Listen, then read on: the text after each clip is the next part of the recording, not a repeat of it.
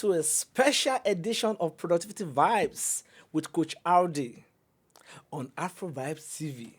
Today is a special day because I have a special person on the show today, and I'm sure you are asking, who is this person? Right.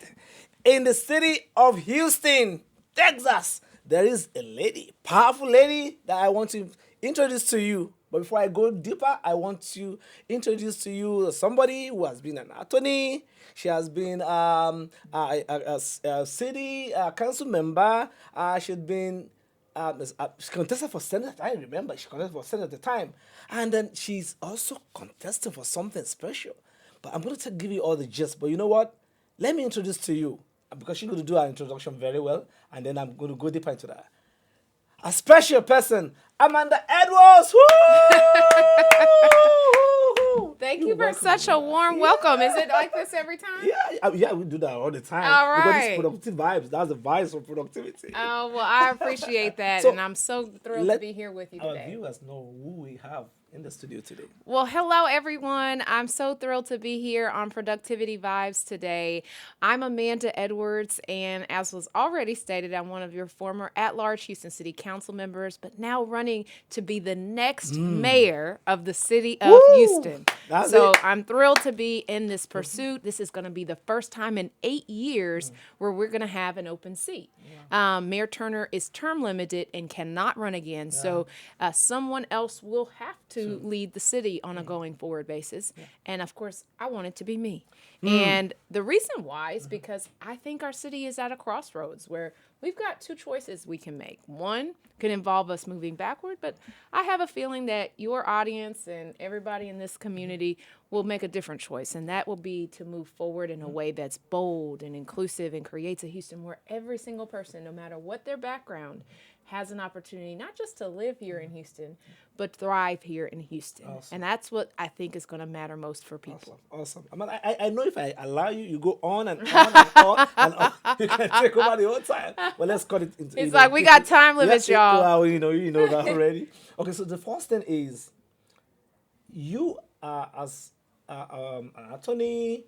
You've also been a student. I mean, I saw your profile at Harvard. You've done some stuff with the council, and you've been everywhere. What are the productivity secrets that you know that you've learned like this? And anytime when you get back, when you go to become the mayor of Houston, you're going to reproduce that again. And what are your secrets of productivity? Yeah, I mean, you've got to be focused, right? Focus. You've got to be focused on pursuing whatever your dream is, have a clear vision for what that is. You've got to work hard at it. So there is no substitute for hard work and preparation. So you have to go after that with the hard work. And also, you've got to be resilient because sometimes you're going to get the words no, sometimes you're going to get a setback. And the question isn't whether or not you fell down, but how you picked yourself back up. And so if you have your clear vision for your future, it's bold and in line with your purpose. I think that's critical. But then work to go get it. I mean, that's going to be critical. And of course, know that there'll be bumps and bruises along the way, but you have to keep going. Awesome. Focus. So I know you're contesting for the post of mayor of Houston. So the question people will ask me to ask you is why? What inspired you? Yeah. What brought you down? Yeah, interestingly enough, I've gotten a lot of exposure doing city-based work. So prior to me even entering public service, I'm a native Houstonian first and foremost, born and raised here, went to public high school at Eisenhower. So I'm from Houston. And I love this city, but one of the things that struck me most happened to be when I was serving as a city council member. Now, I'd done a lot of work around the city before that. Before getting into public service, I was a municipal finance attorney at Vincent & Elkins and then at Bracewell, so in big law firms. But I'm transitioned into public service so that I could really create change in the community, make that real impact. And as a result, one of the things that really struck me while I was serving as one of the at-large city council members was when Harvey happened. And that, of course, was 51 inches of rainfall, $125 billion of damage. It was the second worst disaster in U.S. history. And when that happened, and I learned that so many of low-income senior citizens were not getting the help they needed. They were not removing the walls from their homes, even though they had been flooded. Yeah. That could be dangerous in terms of mold. I then organized hundreds of volunteers to start knocking on doors, going door to door. But one of the things that struck me most was when I'd step foot on those doorsteps, one of the first things they'd ask me is, "What are you doing here?" And I'd say, "Well, I'm your city councilor. I'm here to help," and I explain. But that wasn't really the question. They were asking me, "What are you doing here? Are you up for re-election already?" And so the first question that came to mind when they saw an elected official standing on their doorstep is that they must need something from me, as opposed to be here to make a deposit in their lives. And that's something that really struck me, because I believe that we've got to have a democracy that works for people, not just at the ballot booth, but also in terms of everybody getting the results that they deserve. Whether it's a disaster, whether it's competing for the future here in Houston. I'm very bullish about Houston, so I want us to win on all fronts. I don't want to hear anything about any other city. Before you go further, Okay. there's something peculiar about Houston. I got here with my family and I got comfortable. And I saw many other races, many other countries coming to his America, and Houston is their first base. Yes. And then I did a research and I found out that the city of Houston has population of 45% Hispanic, 23% white, 22% black, 8% of Asian, and then they were saying that Houston is more it's a city that accommodates all races. What will you do now that Houston is getting bigger and stronger? The city is becoming, tighter. What is your productivity plan for the people of Houston? I love that question. So first, I love this, what you're highlighting, which is the beautiful, diverse nature of our city. Diversity, yeah. We've got 142 languages spoken here. We're the most diverse city in the nation. But one day, as a city council member, I asked the question, what good is it to be the most diverse if we're not solving the challenges that our diverse communities face? And I think we have the opportunity, given the raw ingredients, we've got the diversity, we can put a plan in place where we also pursue our capability of being one of the most equitable places as well, meaning outcomes for diverse communities. When we looked at small businesses, for example, small businesses owned by minorities, small businesses owned by women, small businesses owned by others, we found that there were big disparities in Houston as it related to the ability to scale your business, access capital, and of course the sales and receipts in terms of growth that they experience. And so I would love to focus on making those outcomes more equitable for people so that everybody doesn't just have an opportunity to live here in Houston, but I want them to thrive here in Houston. Awesome. And part of that is by making sure from an economic opportunity standpoint that they are front and center as far as how we move our city along. But I think that, one of the things that was really striking to me, Professor Kleinberg talked about, was that he talked about Houston being America's future. And I think we can be America's future, not just by our demographics, but also in terms of what we actually do and the impacts that we create. Awesome. Now, one of the things that we found out about Houston is the home of energy industries. And then, in fact, they do have yearly conference of global, energy, oil and gas, here in, made here in Houston. So the question is, we have the ExxonMobil, we have the Chevron, we have all the top, oil and gas company here in Houston.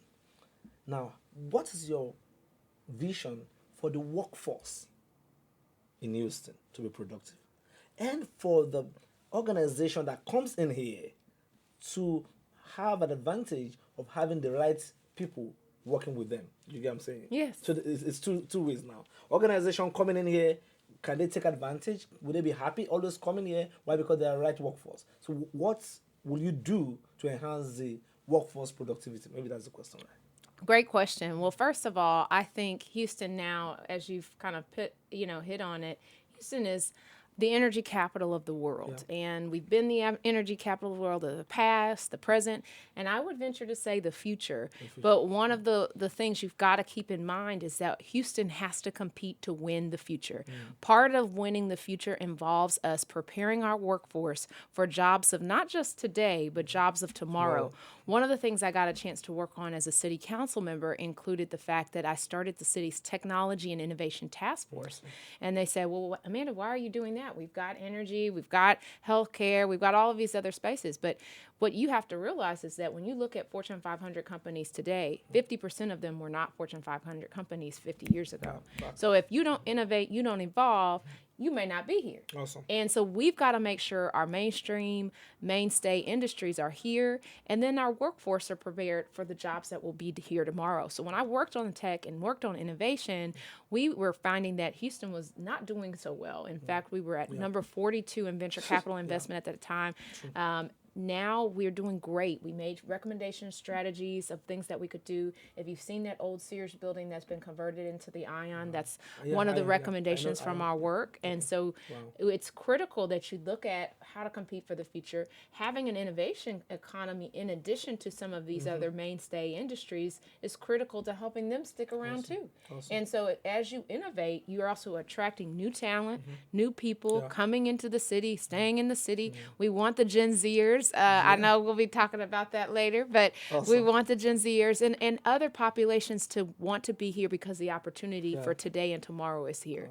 I'll close in saying we started that work back in 2016. We closed out last year. There had been $2 billion worth of venture capital investment. So you want to have an ability to compete for tomorrow, and we've got to make sure the workforce is prepared. That means we need more than decent schools. We need great schools. We need people also having various training opportunities. And so anything from a professional development standpoint that companies can be investing in to train up their workforce to be the leaders of tomorrow. That's critical. Awesome. Thank you very much.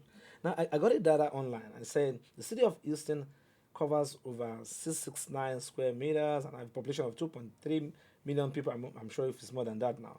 And making it the most populous city in Texas and the fourth largest in the United States, according to that data.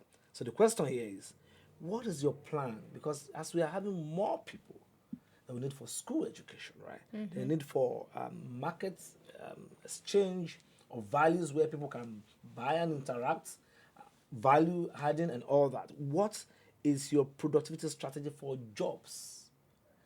Now, the more we have more people, the more we need more schools. The more we need to turn out more graduates or turn out more skillful, I don't want to give you the answers right to that. And then the more we now need to create more jobs to fill in those gaps. So what is your job creation strategy for Houston? And I think I mentioned some of it, right? We want to look at growth industries and ways in which we can attract new opportunities to Houston. But we also know that we've got to have take care of some of the things that deter people from being here. So we know that some people don't choose to move to Houston because of schooling or because of crime or because of infrastructure or because of the price point on housing. So we've got to also focus on how do we make Houston a place where people not only want to work and play, but also want to live.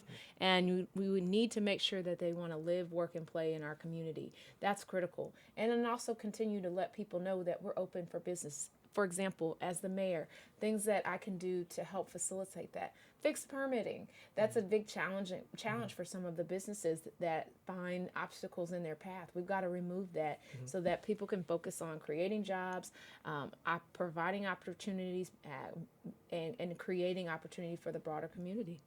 Awesome. Thank you. I'm sure that our audience are asking questions. So if you want to send more questions, you can send it to our mail. And if you cannot answer right away, we're going to reply. Just put your email there. We'll send to her, and then she's going to. Anybody in Houston, or if you have anybody that is in Houston or who is looking forward to who will be the next mayor of Houston, then we have the right person here telling us about our idea. Finally, before we wrap up this session, before we go to pay bills, there are issues of security, public security, kidnapping here and there. And security issues. What is one strategy you have for security? Yes, I think that all our communities deserve to be served and protected. So, Right now, we have fewer police officers today than what we had 20 years ago. And as a result, there are lots of public safety needs that exist. I think we need something called a community policing model where you have a presence in all of our neighborhoods, a very well trained law enforcement presence that becomes part of the neighborhood, becomes part of the community, goes to community events, knows the people, has the relationships. When you do that, not only do you cultivate more trust in terms of those particular individuals in that community being able to give you a tip, I for got you. example. They trust you now, but also you have a bigger emphasis on prevention. That's what we have to do. I want to make sure that we're not just focusing on solving crime. That's one piece of it. But the second piece we got to be focused on is preventing crime in the first place. Yeah, before we get there. That's right. Awesome. All right. Hold your thoughts. Other things are still coming. Now, we're going to go on a short break to pay our bills. Then, when we are back, we'll be back with her asking more deeper questions. I'm sure you can't wait to listen to Amanda at that time. See you next.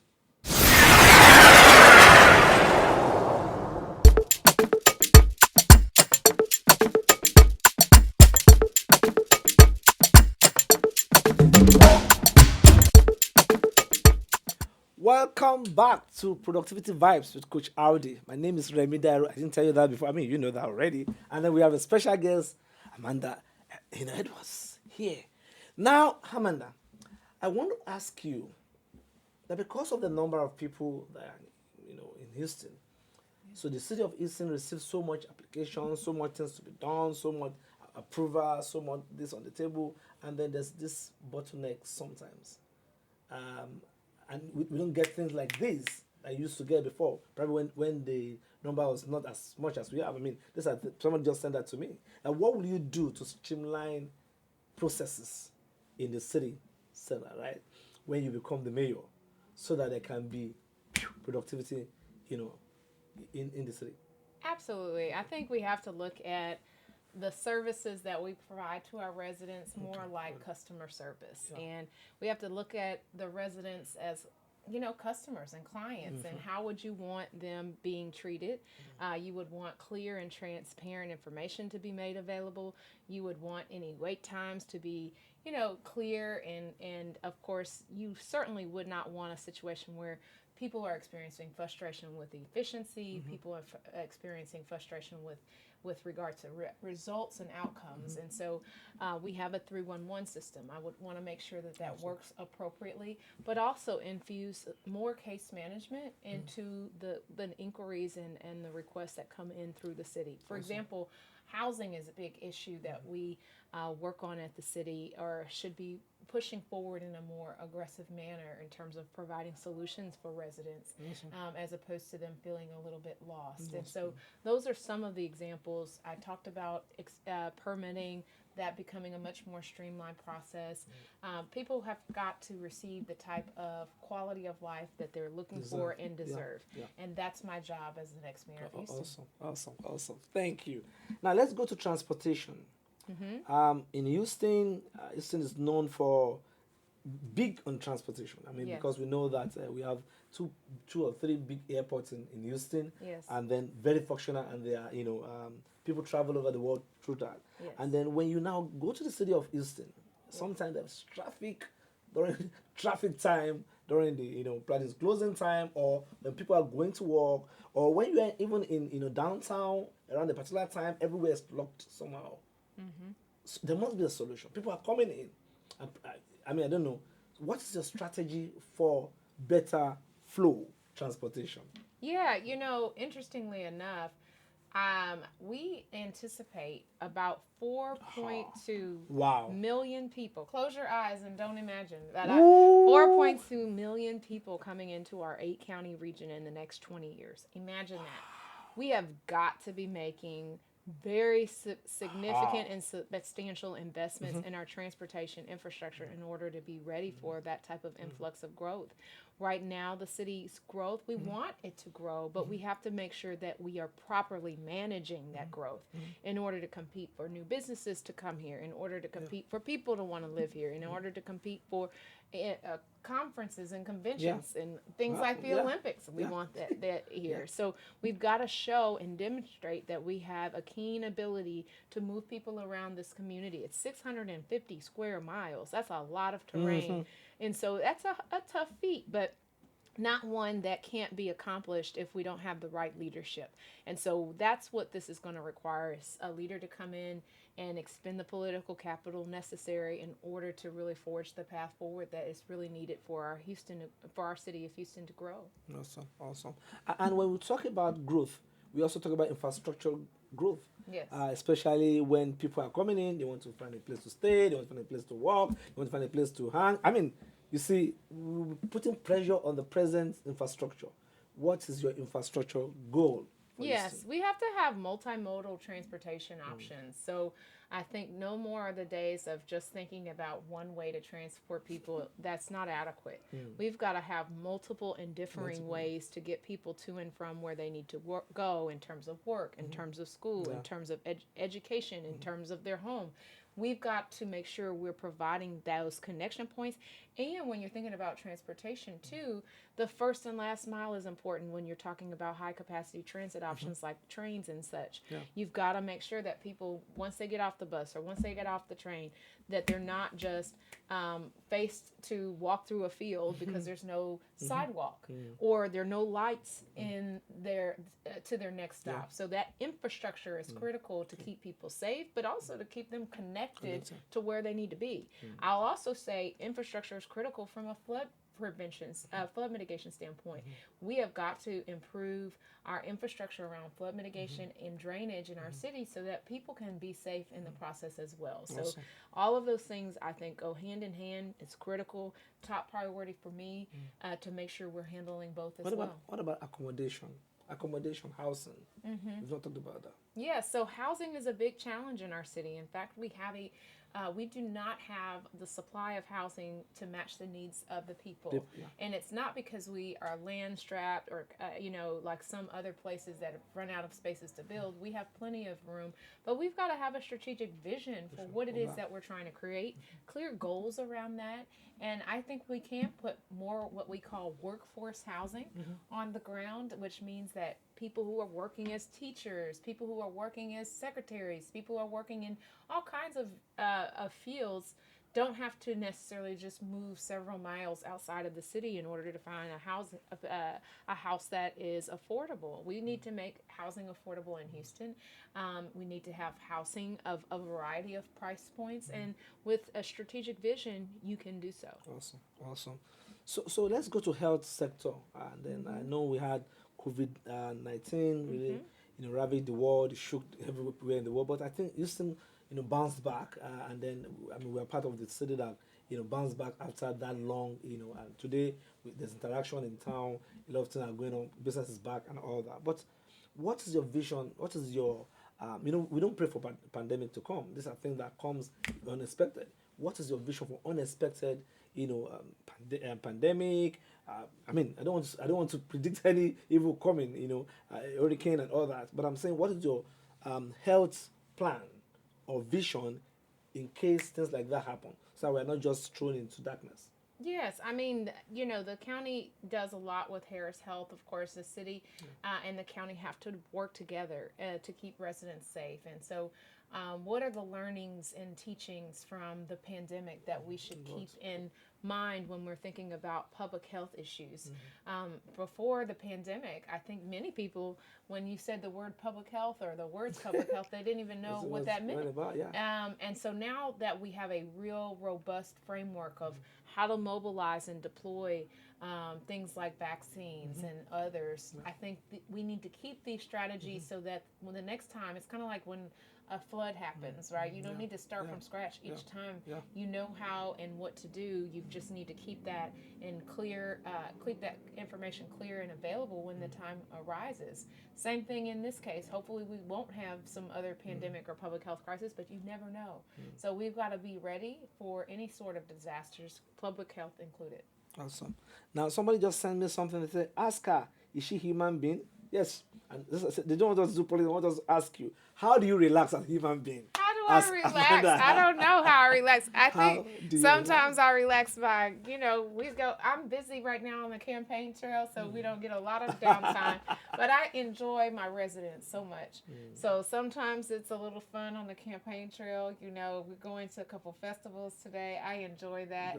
I enjoy getting out with the community and really hearing from them, but also having fun with them. So sometimes it's a little dancing. Sometimes it's a little jump rope. Who knows? Whatever they want to get into, I'm down. So let me now ask question. Has there been any time you have been down before? Because we always see you on the high side. Yeah. Amanda is always hoo, hoo, hoo, hoo. Has there been any time Amanda has been human being by saying, "Oh, today I'm not"? Has there been anything like that? Has there happened to you in this time? It is.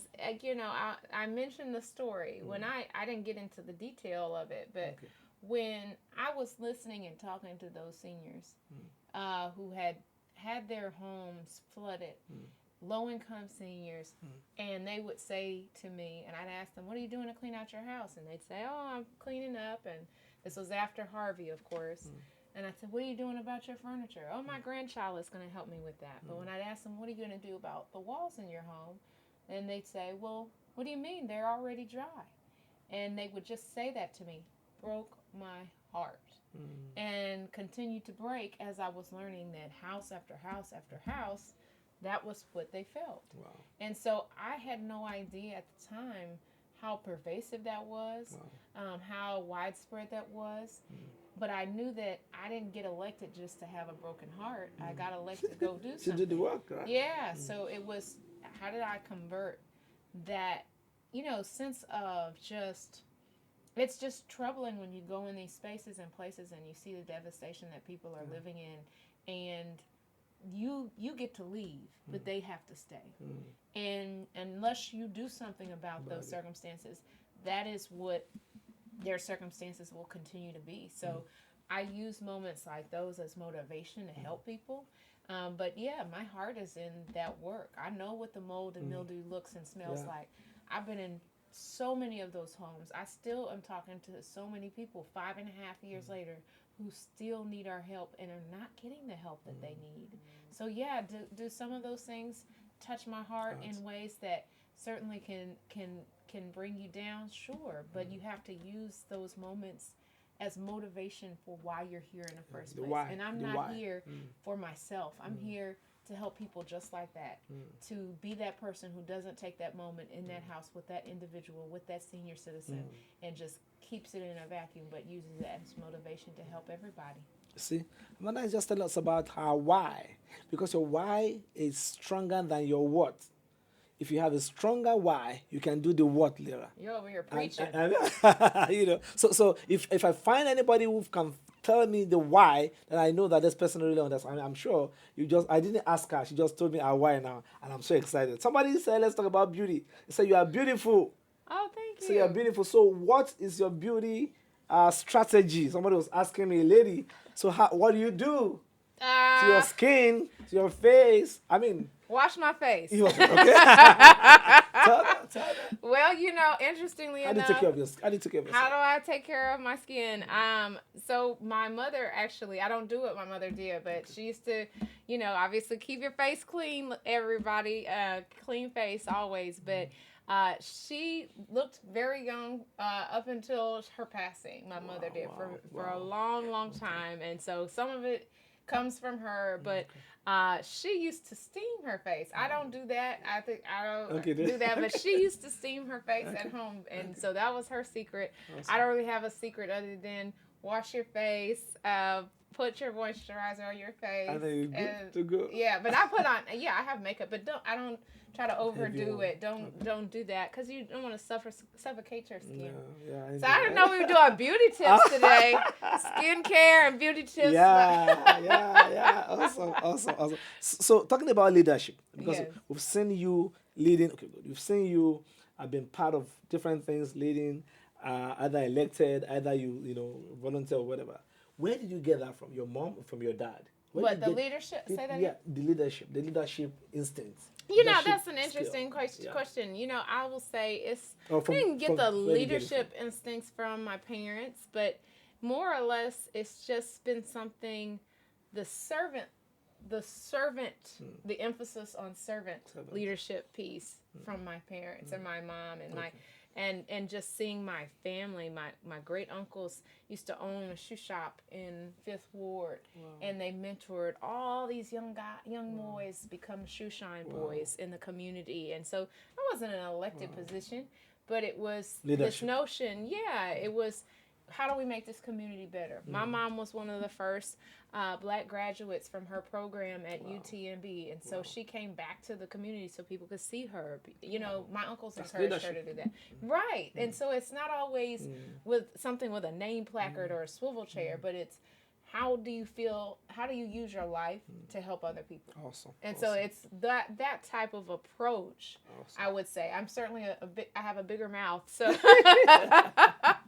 I know, so right? not that piece of Yeah. it, but it's the Then you piece take it to of the next level. the community, Yeah. yeah. And it's also a sense of responsibility. We have a responsibility, in my view, to be our brothers and sisters keepers. And regardless of what that looks like, for one person, it may look like public service, like me. Yeah. For other people, it might be like my mom coming in the neighborhood. She went back to Fifth Ward and worked so people could see that she came back to the community. It could be all kinds of different things. You know, you might have a barbershop, but you know that they're young people who need to understand how to open up their own shop. And so everybody finding their own niche and way to make the community better than it was before you found it. Awesome. Finally, we got to go now. I feel like just going on and on, but you're giving me this at the back of the camera. Now I want you to look straight to the camera. Yes. And talk to our viewers why they should choose you rather than others who are contesting for the post or for the seat of the mayor of Houston. Over to you, to the camera. All right. So Houstonians, we've got an election on our hands, and here's, I think, what's critically important. Our city is currently at a crossroads where we have got to make a choice not to go backward, but instead to move forward. And I am the candidate in this race at this time that has the experience necessary that can tackle the complicated challenges we face, from crime and infrastructure, also our city's financial challenges, but also who has a bold vision for our future, a bold vision that allows us to compete to become America's future. And if you want a Houston that you can be excited about, a Houston where opportunity is abundant, a Houston where you can actually see yourself thriving, that's why you should select me to be the next mayor of the city of Houston. Thank you. That was awesome. Thank you very much, everybody, for sitting down there, listening to our great lady, a woman in the house, talking about productivity, about our vision for Houston, and about our special heart for the city to serve the people. Once again, I want to say thank you very much, everybody. Thank you very much for coming. Thank I appreciate your presence here today. We had a good time. I feel like we just continue again. But then we're going to invite you another time when the time comes for something else. Okay. All right. So thank you very much. Do have a wonderful day today. Bye. Bye.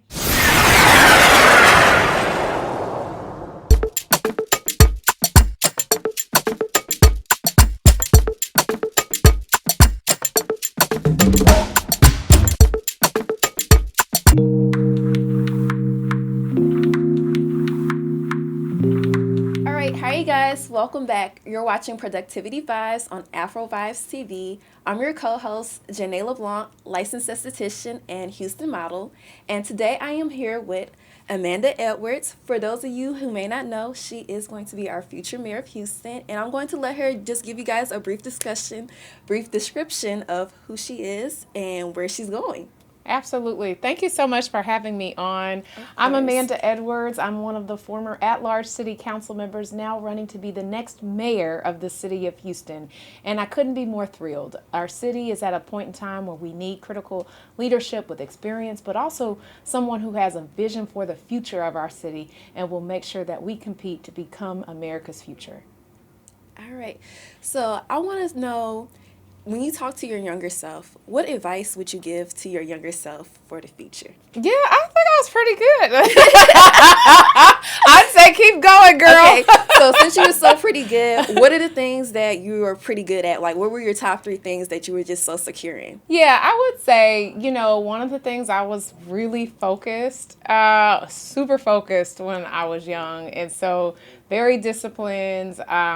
I kept my goals very crystal clear in front of me and really stayed focused on pursuing them. And so I didn't let setbacks deter me. I was pretty resilient growing up.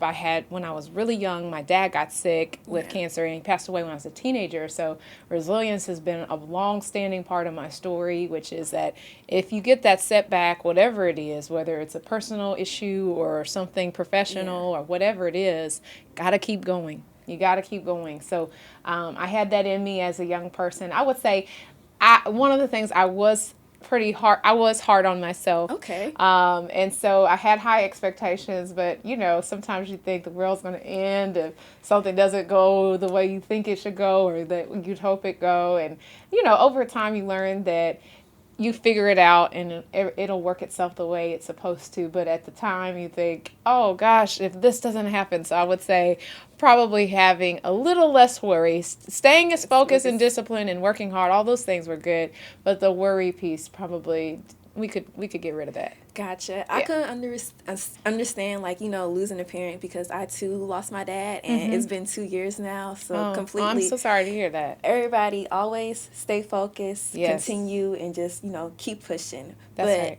As a woman and a minority in Houston, how do you think, what makes your experiences different than your candidates that you're running against? Yeah, it's one of those interesting, we bring a lot to the table. First of all, I'm from Houston originally, native Houstonian, born and raised. I went to public high school in Houston. I went to Eisenhower for my Mighty Eagles out there.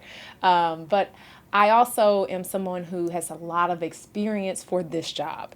And when I say that, when I graduated from high school, I went off to school, Emory and Harvard. I came back to Houston. I started practicing law as a municipal finance attorney. So in my practice, I was dealing with municipal finance issues and trying to help support community that way. I was really involved in the nonprofit space. And so my professional experiences, even before I got into public service, directly make me prepare for this role.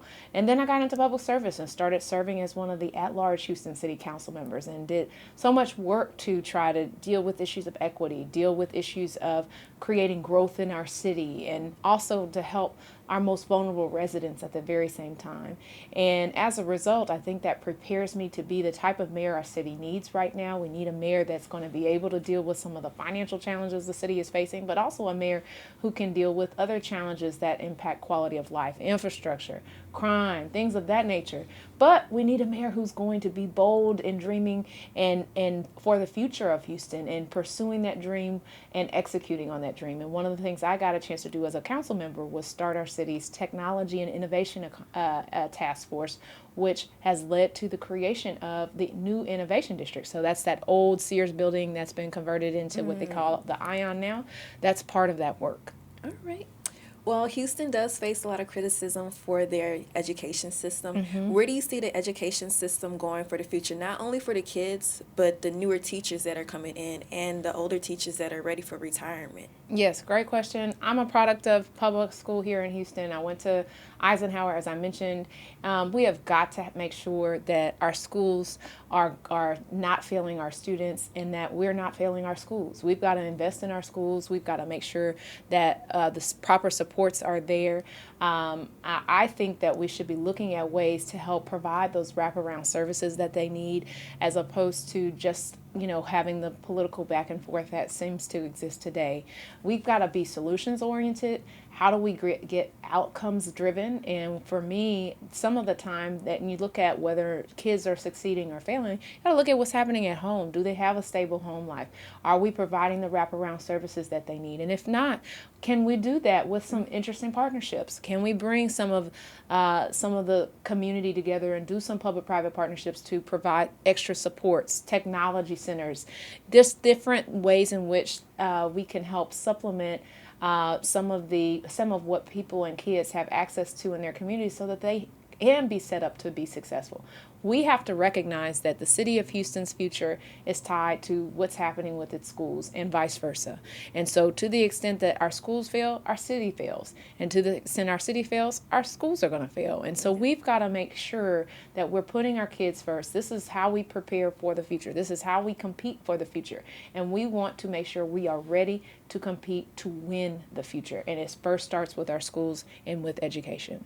Yep. Just because myself, I don't have any kids yet, but I would love to have kids, in the future. And that's one of those things that I got to think about now. Like, do I want my kids in the public school system, or am I going to fork up the money to send them to private school? And then even if I do want to send them to private school, I got to think about my job. Can I even afford to send them? Yes. When those things aren't mixing. Right. And with the current situation with this voucher system that's being proposed and so forth, with this TEA takeover, it's not enough money to send your kid to private school. So it's not even as though that's really the support that you're going to need. So where does that gap get filled? Who pays for that? We've got to do better in terms of having the supports for our students within the public school paradigm as well. I'm not suggesting that kids can't go to private school. I'm not suggesting that they can't go to any other school. It's just that every level where there's a kid, there should be a pathway to success, period. Yes. Like, that's it.